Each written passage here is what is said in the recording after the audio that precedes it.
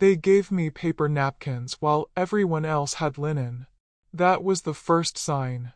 The second was when my name wasn't on the Thanksgiving seating chart, but my money was printed across every platter on that table.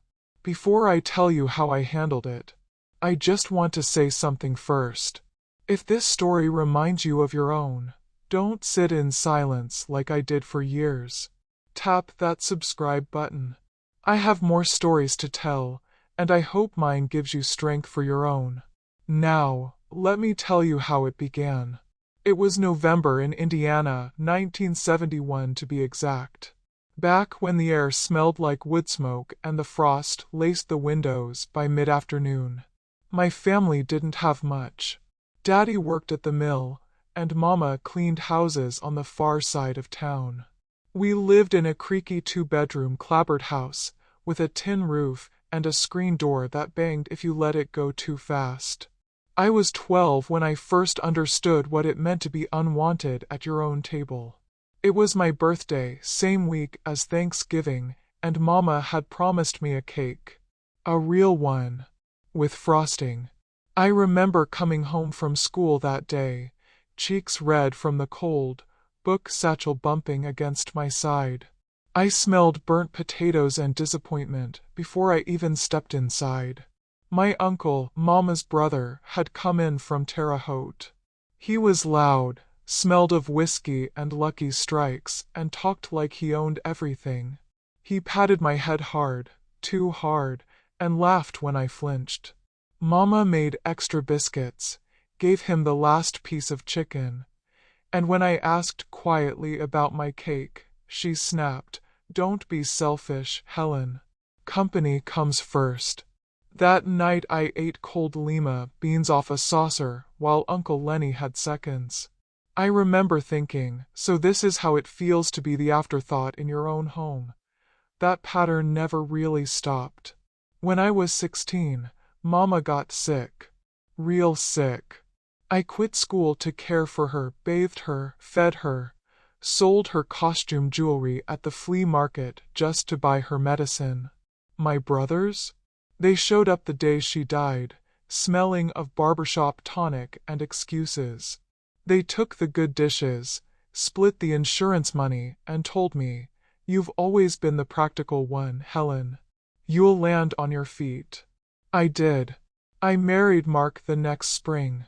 He was soft-spoken, a mechanic with strong hands and quiet eyes. For a while, things were okay. We made do in a little shotgun house near the grain elevator. I packed his lunch every day, cleaned other people's houses for cash, and raised our only son, Thomas, like he was spun out of gold. But raising a son when you've never been made to feel like someone worth staying for? That's a kind of magic you perform on fumes. I tried anyway. I showed up at every school play. I made Thomas's birthday cakes from scratch even when flour was a luxury. I kept every drawing, every spelling bee ribbon, every little poem he wrote about how I was his forever hero. I kept all of it in a cedar box beneath my bed. And when Thomas grew up, moved away, and got married, I never held him back. I wanted him to soar. But slowly, the little signs started piling up like snow you pretend won't freeze your driveway. He stopped calling as often. Holidays were rotated between Kelsey's family and ours, except their rotation came twice as often. I didn't mind at first. I chalked it up to life, to marriage, to busy years. Then came the business idea. Oak and Willow. They wanted a brunch cafe. Classy but rustic, they said. Community-driven. Farm-to-table. But farm-to-table dreams don't fund themselves. "Mom," Thomas said over coffee one rainy afternoon, "we're just short the down payment. Banks aren't working with us." I didn't hesitate. Not because I trusted the business plan, but because I trusted him. I co-signed everything. Took out a second mortgage on my condo. Liquidated the small inheritance Aunt Ruth left me. I wired the first $100,000. Kelsey sent me a thank you bouquet. Thomas gave me a hug so tight it made my ribs ache. I won't let you down, he said. And I believed him. Like I always did. Fast forward 5 years. The cafe expanded. Articles were written. Young couple reinvents small-town dining. Their names were everywhere. I clipped every headline, tucked them into the cedar box beneath my bed. But somewhere along the line, I became invisible again. When I visited, Kelsey seemed startled. Helen, you should have texted first. Even though I had. Twice. They stopped inviting me to staff parties. Said it complicated payroll optics. I let it go. Thanksgiving approached. I asked what I could bring. Kelsey replied with a shrug. We've got a chef this year. But sure, if you must, bring something small. So I made my walnut stuffing. The kind Mark loved, the kind Thomas used to sneak spoonfuls of from the pot when he was 7. I arrived early at the Lakewood Resort. The concierge asked if I was part of the catering team. No, I said gently. I'm the mother of the man who paid for all of this. But I wasn't listed. Not on the guest sheet. Not on the seating chart. Not even on the RSVP. I was shown to a folding chair in the corner near the drink station. No one looked me in the eye. Ivy, my granddaughter, called my casserole Great Depression vibes. I swallowed the insult with the same grace I had used since I was 12. Thomas approached me later. Kissed my cheek without warmth. Don't make a scene, he whispered. Please. Let's just keep things smooth. I nodded. And sat back down. They toasted each other across the long wooden table. Kelsey gave a speech about generational wealth, about legacy. She said, we built this with vision, hard work, and sacrifice. And she never looked in my direction. Later, I watched the server toss my stuffing into the trash without even peeling back the foil. I felt that first birthday again. Felt that cold lima bean ache in my chest. But I didn't cry. I waited. That night, alone in the laundry cabin with stiff sheets and a creaking heater, I opened my laptop. I pulled up the operating agreement. Clause 12.1. Primary financial sponsor retains discretion over all LLC amendments, expansions, and operational closures in the event of fraud, mistreatment, or reputational damage. They had forgotten I kept receipts. They had forgotten I was raised by scarcity, not privilege. They had forgotten I had teeth. And that was the night I drafted the email. To whom it may concern. I stood in the hallway that night, half hidden behind the banquet room doors, listening to them laugh, not knowing I had just hit send. The email was gone now, flying through wires and into the inboxes of banks, attorneys, and board members who had never once asked about the woman who secured their future with her past. I didn't shake. I didn't cry. I just stood there, listening to the sounds of glasses clinking and lives being lived like I was already dead. I went back to the laundry cabin quietly. The celebration continued on without me. They toasted without me. They cut cake and made promises to each other without me. But the foundation beneath their feet had already shifted. They just didn't know it yet. You see, when you've spent your whole life making sure others feel comfortable, keeping your voice soft, your hands busy, your back bent, they stop noticing the weight you carry.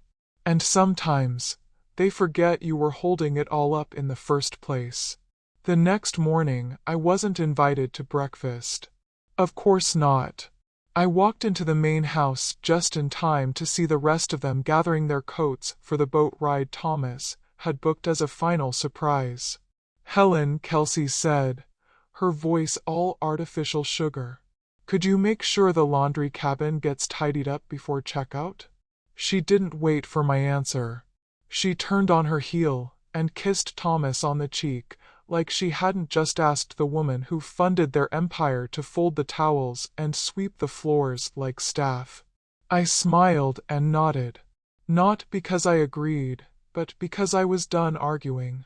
Back in the cabin, I stood by the small window and watched their boat pull away from the dock. Ivy wore her faux fur coat, Ella had her phone out filming content, and Thomas was laughing as he pointed out sights like some proud patriarch. The cold air misted off the lake behind them, rising like steam from a wound.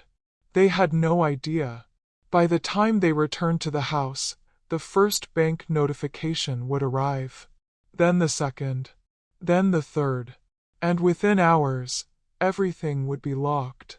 The main restaurant account, the expansion escrow, the quarterly investor disbursement, the catering line of credit, all frozen. Not out of spite, no, but out of memory. Because if they could forget the woman who fed them when they had nothing, they needed reminding that nothing still had my name on it. Later that afternoon, Thomas finally called. Not to apologize. Mom, he said, something weird's happening with the accounts. We can't process payroll, and the brunch orders bounced. Did you touch anything? I let the silence stretch so long he had to say my name twice. Helen. I read the contract last night, I said, keeping my voice level, calm. The clause you said was just a formality. The one about revoking financial sponsorship in cases of emotional harm. He was quiet. Then, are you saying this is because of a seat at the table? Mom, come on, don't be dramatic. No, I said gently. It's because I spent 30 years believing family meant something. And now I see that to you. I'm just a name to drop when it suits you, and a ghost to ignore when it doesn't. Kelsey texted 3 times after that. Ivy even left me a voice message, the kind that starts with, I didn't mean it that way, Grandma. But you and I both know when people say, I didn't mean it, they almost always did. What they really mean is, I didn't expect consequences. And sometimes, the most powerful thing you can do is let the consequence be silence. I spent that evening not at the gala dinner they threw for their friends, but in my own quiet room, filing documents, transferring funds, and retitling assets.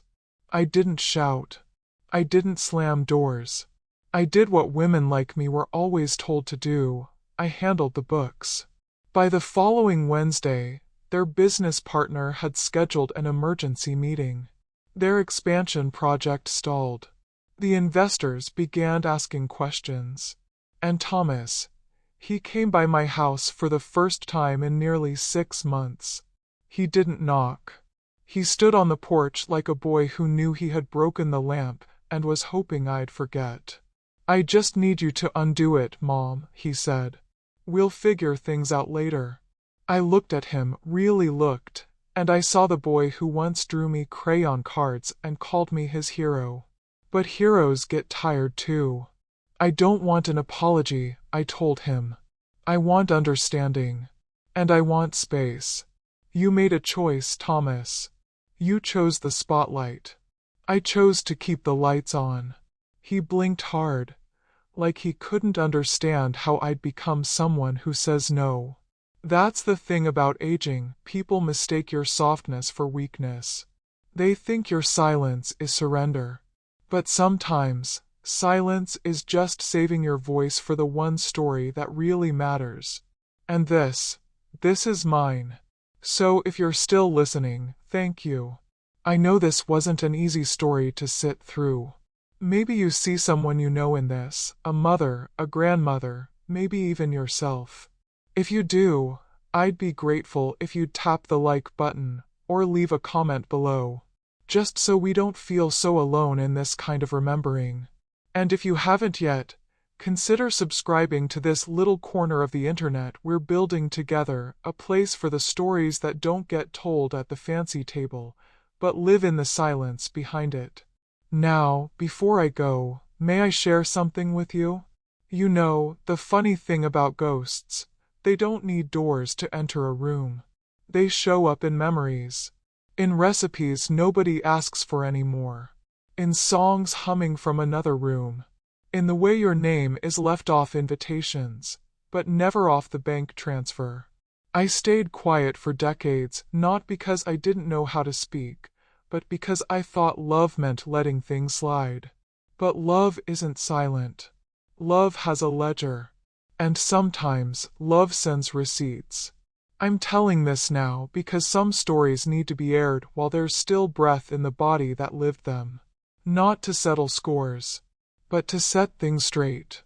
To remind my grandchildren and yours that legacy isn't built on borrowed kindness. It's built on truth. If someone out there hears this and feels like a ghost in their own home, know this. Your presence mattered. Your quiet mattered.